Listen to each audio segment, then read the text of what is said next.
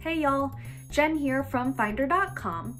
It's that time of year again, tax season. While doing your taxes as a freelancer can be the absolute worst, preparation throughout the year and good invoice management can make it less painless. The easiest way to file is online through a service like TurboTax, but there are a few steps before you sign in that you'll need to go through first. Let's get into it.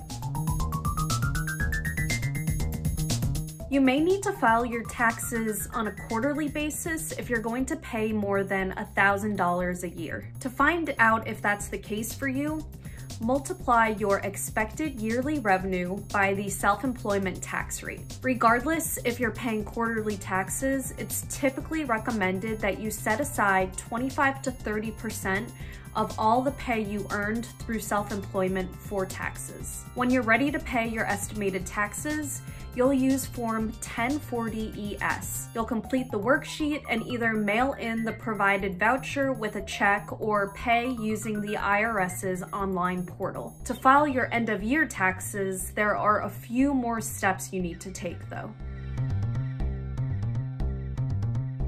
Business expenses can add up fast as a contractor, but luckily there are several you can deduct from your taxable income. Make sure you have the yearly total cost for all of the following before you start.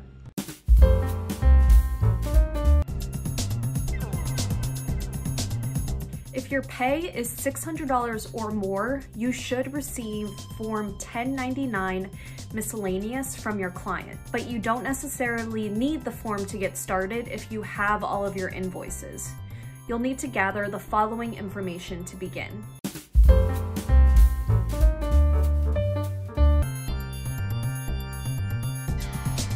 Okay. Once you've gathered all of that information, you can finally hop onto your preferred tax filing software. Make an account if you don't already have one.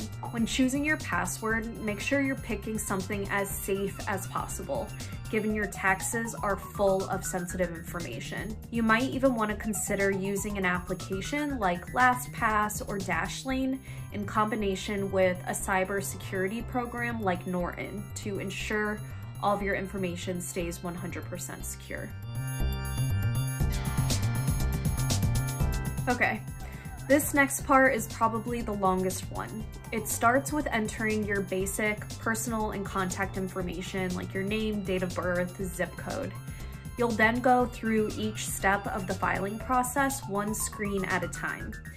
It's time consuming, I'm not gonna lie, but generally software asks the same questions as IRS forms, but in a lot clearer terms. So it makes it a lot easier to just jot down exactly what you need.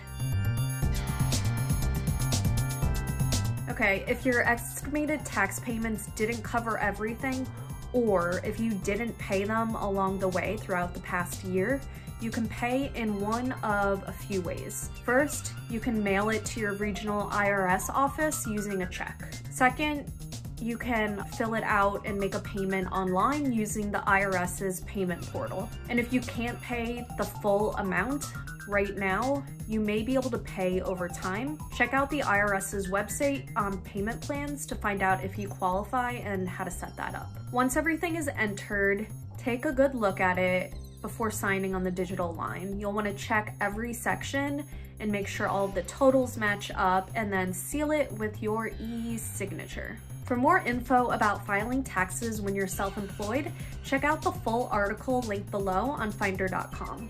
You'll get a breakdown of different 1099 types and how to fill out a portion of the Schedule C by hand. Don't forget to hit that subscribe button to get even more video content about business and personal finances. And while you're there, consider giving this video a thumbs up. Have any more questions about filing your taxes as a contractor? Leave a comment below and we'll get back to you ASAP.